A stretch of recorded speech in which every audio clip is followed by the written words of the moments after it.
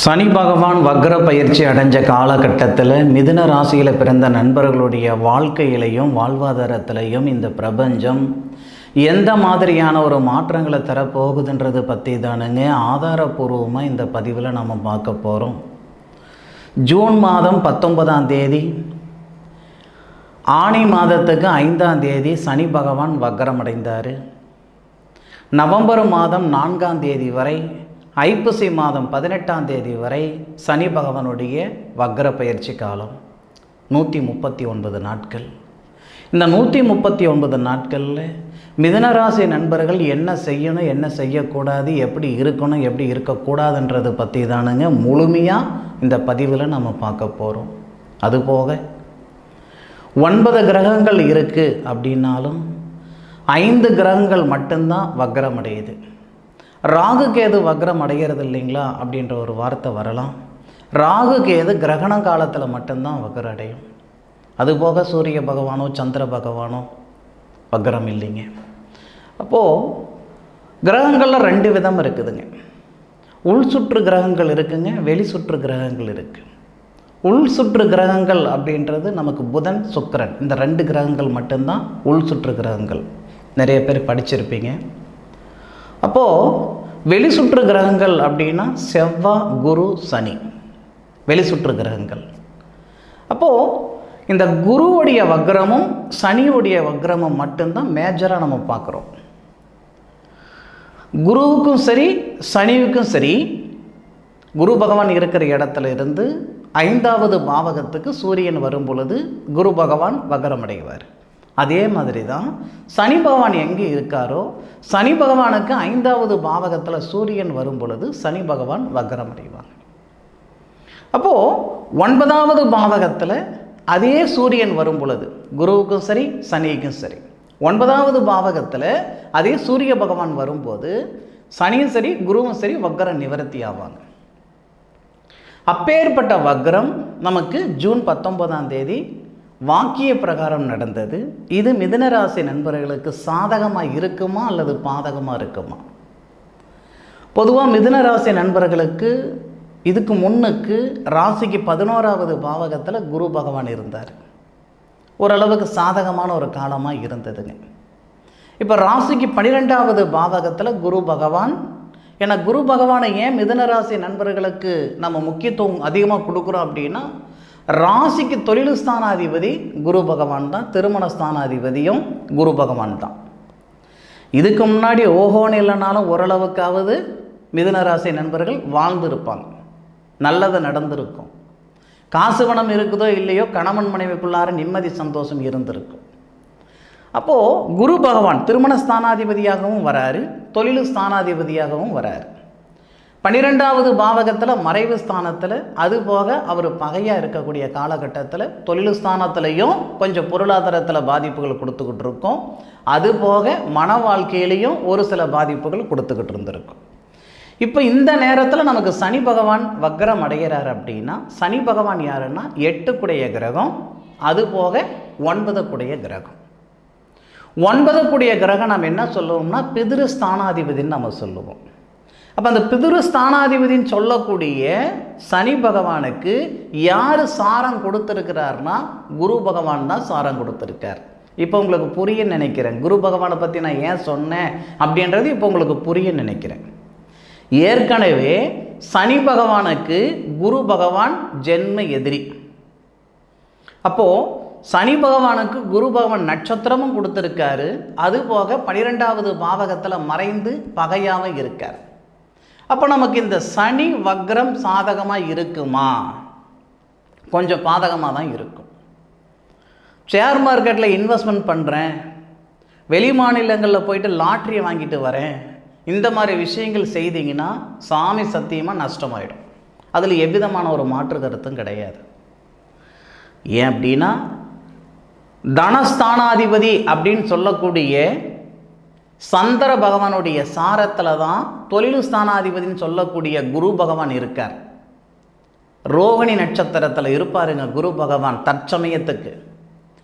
அந்த குரு பகவான் 12வது பாவகத்தில் இருக்கக்கூடிய தருணத்தில் குரு பகவானுடைய சாரம் வாங்கி அவர் வக்ரம் அடைஞ்ச ஒரு காலகட்டம் சனி பகவான் வக்கரத்தில் இருந்து மிதுன ராசிக்கு 11வது பாவகம் 11வது பாத்தியம் சொல்லக்கூடிய இடத்துல தான் சனி பகவானுடைய முதல் பார்வைப்படுது.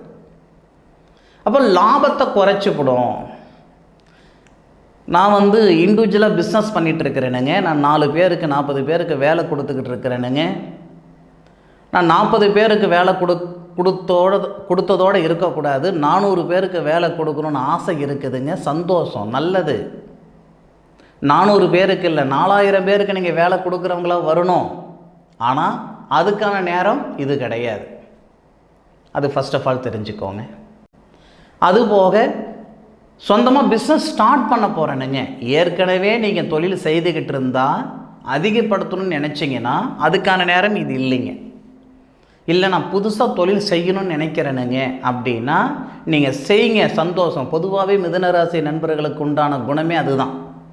நான் ஒருத்தர்கிட்ட போய் வேலை செய்கிறத விட ஒருத்தருக்கு வேலை கொடுக்கணும் அப்படின்னு நினைக்கக்கூடிய குணம் மிதுன ராசியில் பிறந்தவங்களுக்கு அதிகமாகவே இருக்கும். ஏன்னா மிதுன ராசியில் வரக்கூடிய நட்சத்திரங்கள் அந்த மாதிரி. முதல் நட்சத்திரம் மிருகசீரிச நட்சத்திரம் வரும், 3வது பாதம் 4வது பாதம் வருங்க. மிருகசீரிச நட்சத்திரத்துக்கு அதிபதி செவ்வாவாக இருந்தாலும் மிருகசீரிச நட்சத்திரத்துக்கு அதிதேவதை இந்திரன். அதன் பிறகு வரக்கூடிய திருவாதிரை நட்சத்திரத்துக்கு அதிபதி ராகுவாக இருந்தாலும் திருவாதிரை நட்சத்திரத்துடைய அதிதேவதை யாருன்னு பார்க்கும்போது சிவன். புனர்பூச நட்சத்திரம் அதிபதி குருவாக இருந்தாலும் புனர்பூச நட்சத்திரத்துக்கு அதிதேவதை ஸ்ரீராமர். அப்போது அந்த ஆதிக்கம் கொஞ்சமாவது இந்த மிதுன ராசி நண்பர்களுக்கு இருக்க தான் செய்யும். சரி, இதெல்லாம் ஒரு புறம் இருக்கட்டும். ஏற்கனவே தொழில் செய்துக்கிட்டு இருக்கிறவங்க அதிகமாக நீங்கள் முதலீடு போட்டு மீண்டும் அதிகமாக உங்களுடைய தொழிலை அதிகப்படுத்தணும்னு நினச்சிங்கன்னா இந்த சனி பகவான் வக்கரத்தில் இருக்கும் பொழுது செய்ய வேண்டாம். ஏன் அப்படின்னா சனி பகவான் குருவுடைய சாரம். ஏன்னா குருவுடைய சாரமான புரட்டாதி நட்சத்திரம்னு சொல்லக்கூடிய குபேரர் பிறந்த நட்சத்திரம்னு சொல்லுவாங்க. ஏன்னா புரட்டாதி நட்சத்திரத்துக்கு அதிதேவதை குபேரர். அப்போது குபேரருடைய சாரம், குபேரருடைய சாரம் வாங்கி, அதாவது குரு பகவானுடைய சாரம் குபேரர் பிறந்த நட்சத்திரம்னு சொல்லுவாங்க. அப்போது அந்த நட்சத்திரத்தில் இருக்கக்கூடிய சனி பகவான் உங்களுடைய ராசிக்கு மிதுன ராசிக்கு 3வது பாவகம் சொல்லக்கூடிய 3வது பாத்தியத்தை பார்ப்பார். அப்போ நமக்கு அந்த தகரிய ஸ்தானத்தை பார்க்குறார், சகோதர ஸ்தானத்தை பார்ப்பார். நம்ம என்ன செய்வோம்னா ஒரு வேலை செய்யும் பொழுது, இதுக்கு முன்னாடி ஒரு வேலை செய்யும் போது தெளிவு இருக்கும், நிதானம் இருக்கும்.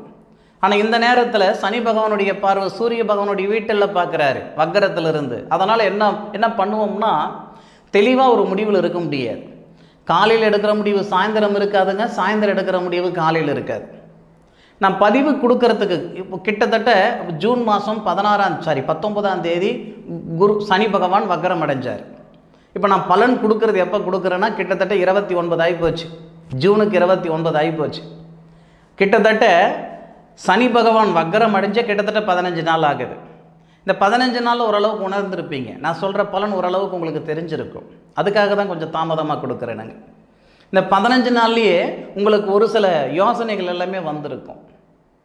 அப்போது ஒரு வேலை எடுக்கும்போது கொஞ்சம் அதான் டபுள் மைண்டுன்னு சொல்லுவோம் இல்லைங்களா, அந்த மாதிரி ஒரு சூழல் எல்லாமே இந்த 15 நாளாக இருந்துக்கிட்டு இருக்கும்.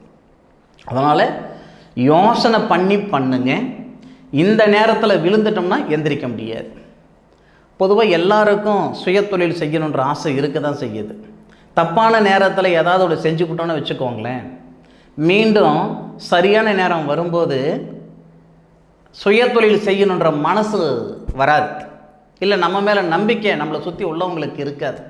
அதனால் யாருமே அப்பாவால் தாத்தாவால் மாமா மச்சானால் சொந்த பந்தத்தால் யாருமே வரல. யாராவது ஒருத்தர் தான் அந்த மாதிரி 95% 99% தானாக கையை ஊனி கரணம் போட்டு சின்னப்பட்டு சிரமப்பட்டு தான் மேலுக்கு வந்துக்கிட்டு இருக்கோம். அப்படி இருக்கக்கூடிய காலகட்டத்தில் இருக்கிற நிலைமையிலேருந்து மேலே போகலனாலும் பரவாயில்லைங்க, இருக்கிற நிலைமையிலேருந்து கீழே போயிட்டோம்னா தப்பாகி போயிடும். அதனால் தொழில் சார்ந்த விஷயங்களுக்கு மிதுன ராசியில் பிறந்த நண்பர்கள் தயவு செய்து சூதானமாக இருந்துக்கோங்க. நான் ஒரு நிறுவனத்தில் வேலை செய்துக்கிட்டு இருக்கிறேனுங்க, வேலை கொஞ்சம் சங்கடமாக இருக்குது, அதனால் இருக்கிற வேலையை விட்டு வேறு வேலைக்கு போகலாமா? தப்பாயிடும். இருக்கிற வேலையை விட்டுவிட்டோம்னா மீண்டும் அந்த மாதிரி ஒரு வேலை அமைகிறதுக்கே கிட்டத்தட்ட 4 மாதம் ஆகிடும். வேண்டாம். முடிஞ்ச அளவுக்கு அந்த தொழில் கரெக்டான முறையில் செய்துக்கிட்டு வாங்க.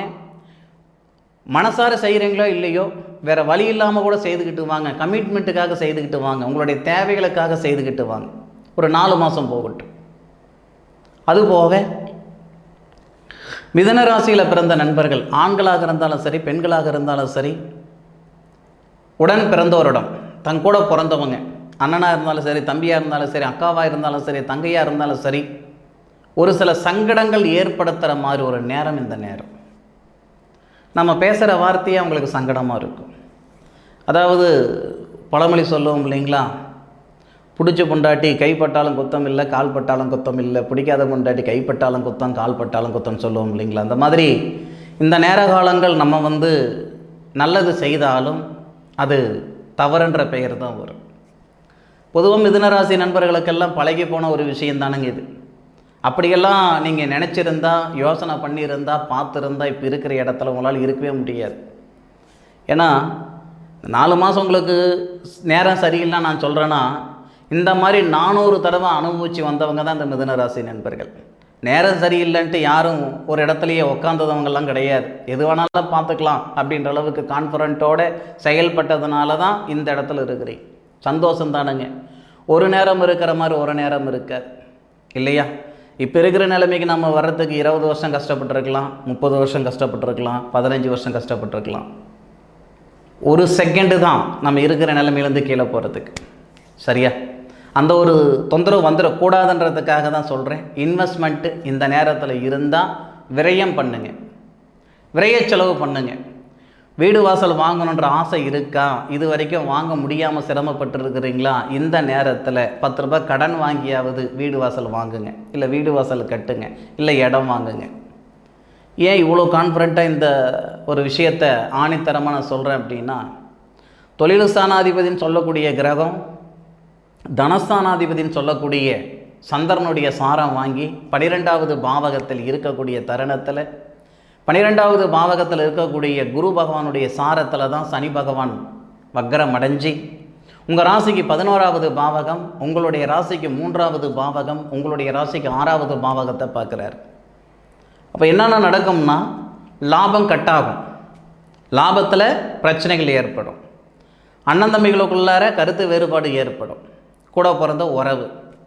அதே மாதிரி கூட பிறந்தவங்க கிட்ட மட்டும் இல்லைங்க, உங்களுடைய சொந்தம் பந்தம் நண்பர்கள் எல்லாருக்கிட்டையும் கெட்ட பேர் வாங்குற மாதிரி ஆகி போய்டும். மிக முக்கியமாக கவனிக்க வேண்டியது என்ன அப்படின்னா, நம்ம ராசிக்கு 6வது பாவகன்னு சொல்லக்கூடிய ருணரோக சத்துருஸ்தானத்தையும் பார்க்குறாரு சனி பகவான். அதுபோக அந்த பாவகத்தில், அந்த சத்துருஸ்தானம்னு சொல்லக்கூடிய பாவகத்தில் விருச்சிகம் அப்படின்னு சொல்லக்கூடிய இடத்துல சனி பகவான் வேற பகையாவார். இதெல்லாம் என்ன பண்ணும்னா உடல் உபாதைகள் கொடுக்கும். பொதுவாகவே இந்த நோய்க்கு மருந்தே கிடையாதியா அப்படின்னு சொல்லக்கூடிய நோய் என்ன நோய்னா மனநோய், மன அழுத்தம். அந்த மாதிரி மன அழுத்தம் ஏற்கனவே மிதுனராசி நண்பர்கள் அனுபவிச்சுக்கிட்டு இருக்கிறீங்க. புதுசாக மன அழுத்தமெல்லாம் வரணும்னு அவசியமெல்லாம் கிடையாது. எலும்பு சம்மந்தப்பட்ட தொந்தரவு, அதுபோக நரம்பு சம்மந்தப்பட்ட தொந்தரவு, வயிறு சம்மந்தப்பட்ட தொந்தரவு, இதெல்லாமே ஒரு சில மிதுனராசி நண்பர்களுக்கு ஏற்படும். சரி, கெட்ட நேரம் இருக்குது அப்படின்னா அந்த கெட்ட நேரத்தில் என்ன செய்யணும்னு இருக்குது, என்ன செய்யக்கூடாதுன்னு இருக்குது. யாருக்கிட்டையாவது காசு பணம் கொடுத்தோமா வாங்க முடியாது. ஷேர் மார்க்கெட்டில் காசு பணம் போடுறோமா வாங்க முடியாது. இந்த மாதிரி செயல்கள் வேண்டாம். மனை வாங்குங்க. இல்லையா, ஒரு பக்கம் பணம் வருது அப்படின்னா கடனை கட்டிடுங்க. நான் பிஸ்னஸ் பண்ண போகிறேன், இல்லை பிஸ்னஸில் போட போகிறேன் அப்படின்ற சூழ்நிலைகள் வேண்டாம். இந்த நேரத்துக்கு மாதமே நம்மளால் ஒரு 50,000 ரூபாய் தான் சம்பாதிக்க முடியுது அப்படின்னா 50,000 ரூபாய் சம்பாதிக்கிற இடத்துலையாவது நம்ம இருக்கிறோமேன்னு சந்தோஷப்படுங்க. 5 லட்சம் ரூபாய் சம்பாதிக்கணும் அப்படின்ற எண்ணம் உங்கள் மனசுக்குள்ளே வர்றது வாஸ்தவம் தானுங்க. ஆனால் அதுக்கான நேரம் இது கிடையாது, பார்த்துக்கிடுங்க. அப்போது இன்னைக்கு என்ன வரவு இருக்கோ அதுக்கு தகுந்த மாதிரி உங்களை நீங்கள் தயார்படுத்திக்கிட்டு போயிடுங்க. கடனை உடனே வாங்கி இந்த நேரத்தில் மண்மனையில் இன்வெஸ்ட்மெண்ட் பண்ணுங்க. ஒரு 5 மாதம் கழித்து சத்தியமாக என்னுடைய வீடியோவை பார்த்து இந்த விஷயம் நான் செஞ்சேனுங்க, உண்மையிலேயே அந்த நேரத்தில் நான் செய்யலைன்னா மறுக்க நான் செய்கிறதுக்கான சந்தர்ப்பமே எனக்கு இல்லாமல் போயிருந்திருக்கும் அப்படின்னு எனக்கு ஃபோன் பண்ணி சொல்லுவீங்க. சார் இது சாத்திகமா? நிச்சயமாக சாத்திகம். ஏன்னா தொழில் ஸ்தானாதிபதி, அதுபோக திருமண ஸ்தானாதிபதி, திருமண காரகனுடைய வீட்டில் குடும்பஸ்தானாதிபதியில் சாரம் வாங்கியிருக்கார். இது அருமையான ஒரு அமைப்பு, சுப விரய செலவுகள் பண்ணுறதுக்கு. திருமணம் ஆயிட்டு பிரிஞ்சு போன தம்பதிகள், நிரந்தரமாக பிரிஞ்சு போன தம்பதிகள், மறுமணத்துக்கு உண்டான நேரம் இந்த நேரம். ஆசை 30 நாள், மோகம் 60 நாள்ன்ட்டு நான் கேள்விப்பட்டிருக்கிறேனுங்க. அந்த வார்த்தையெல்லாம் நான் காதால் கேட்டுருக்கிறேனுங்க. நான் காதால் கேட்ட வார்த்தை என் வாழ்க்கையில் உண்மையாயிற்று. என் வாழ்க்கை அந்த மாதிரி தாங்க நடந்துருச்சு. ஆசை 30 நாள், மோகம் 60 நாள்ன்ற மாதிரி தான் என் வாழ்க்கை அமைஞ்சிடுச்சு. அப்படின்னா இந்த நேரத்தில் 100% உங்களுடைய அந்த மறுமணம் அப்படின்னு சொல்லக்கூடிய அமைப்புகள் இந்த நேரத்தில் ஏற்படும். தாராளமாக இந்த நேரத்தில் செய்துக்கிடலாம். சரியா? அதுபோக இந்த சனி பகவானுடைய வக்ர பயிற்சி காலகட்டம் ஓரளவுக்கு சாதகமான பலன்கள் கொடுக்குமா அப்படின்னா ஓரளவுக்கு சாதகமான பலன்கள் கொடுக்கும். அது எந்த வகையில்? மண்மனை வாங்கிறதுல, இன்வெஸ்ட்மெண்ட்டு, அசையாத சொத்து அப்படின்னு சொல்லக்கூடிய சொத்து வாங்கிறதுல. அசையம் சொத்து நம்மளால் வாங்க முடியுமோ வாங்க முடியாதோ. அசையம் சொத்து வேண்டாம், வண்டி வாகனம் வேண்டாம், இந்த நேரத்தில் வாங்கினா சிக்கல் கொடுக்கும். அசையாத சொத்து செய்யுங்க. இருக்கிற வேலை என்னவோ அப்படியே கண்டினியூ பண்ணிக்கிட்டு வாங்க, பிறகு பேசிக்கலாம். சரியா? அதுபோக என்னுடைய காணொலியை முழுமையாக பார்த்தமைக்கு மனசிலிருந்து மனமார்ந்த நன்றிகளை சொல்லிக்கிறேனுங்க. மீண்டும் அடுத்த ஒரு அற்புதமான தருணத்தில் உங்கள் அனைவரையும் சந்திக்கும் வரை உங்களிடமிருந்து விடை பெறுவது உங்கள் வீட்டு ஜோதிட நண்பனான மா காளிதாஸ் மணிகண்டன், திருச்சிற்றம்பலம். வாழ்க வையகம், வாழ்க வளமுடன், வளமுடன், வளமுடன்.